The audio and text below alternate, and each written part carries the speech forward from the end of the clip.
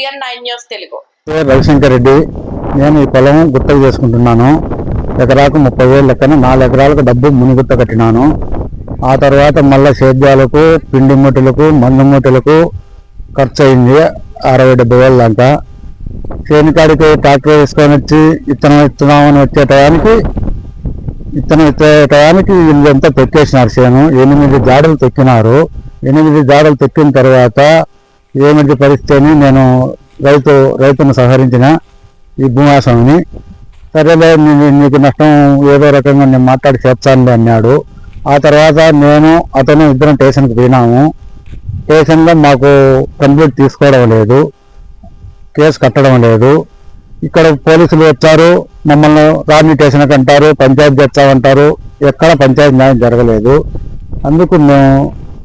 అందుకు గాను ఈరోజు మళ్ళా మిమ్మల్ని సహకరించుతున్నాము. ఇంతకుముందు కూడా ఒక తూరు మీడియానే వచ్చి చెన్నైకి వాళ్ళే మేనేజ్మెంట్ చేసుకొని వెనక్కి పంపించేసినారు. అటు కూడా ఎటు చూసినా మాకు న్యాయం జరగలేదు. అందుకు ఈరోజు మళ్ళీ మిమ్మల్ని సహకరించినందుకు న్యాయం చేయమని కోరుతున్నాం. ఎటువంటి పరిస్థితుల్లో ఈ రోజు విత్తనం చేసేకి మార్గం లేదు, చేనంతా తొక్కేసినారు.